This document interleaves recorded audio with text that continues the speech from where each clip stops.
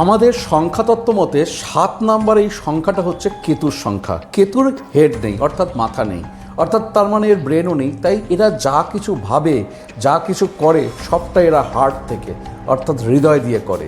যদি এই 7 সংখ্যায় যদি আপনার ডেট অফ বার্থ বা জন্ম তারিখের মধ্যে 2 বার বা 3 বার যদি রিপিট করে, সেটা আপনার ড্রাইভার নাম্বার, কন্ডাক্টর নাম্বার যেখানেই হোক।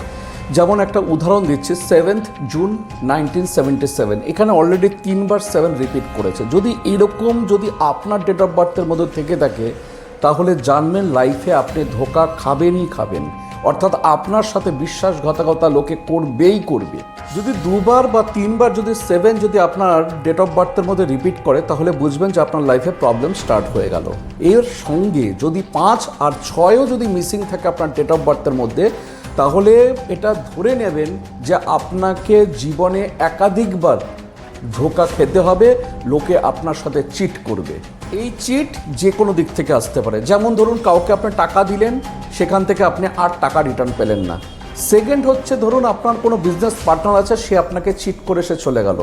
থার্ড, আপনার লাইফ পার্টনার পর্যন্ত আপনাকে চিট করবে, অর্থাৎ বিশ্বাসঘাতকতা করবে। আর আরেকটা কথা মাথায় রাখবেন, 777 বা 777 আপনার ডেট অফ বার্থের মধ্যে রিপিট করা মানে শুধু চিট নয়, আপনার হেলথ সেক্টরকেও কিন্তু মেজরভাবে ডিস্টার্ব করবে।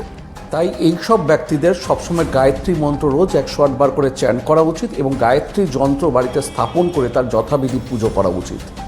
আর শেষে একটা কথাই বলবো, শুধু ডেট অফ বার্থ নয়, মোবাইল নাম্বারের মধ্যেও ভুলেও যেন 777 বা 777 যেন রিপিট না করে, এরকম নাম্বার নেওয়া থেকেও কিন্তু বিরত থাকবে। যারা আমার সাথে সাক্ষাতে মিট করতে চান, আগামী 2 সেপ্টেম্বর কলকাতা গড়িয়াহাট ভাগ্যচক্রে আমার সাথে যোগাযোগ করতে পারবেন। নাম বুকিং চলছে।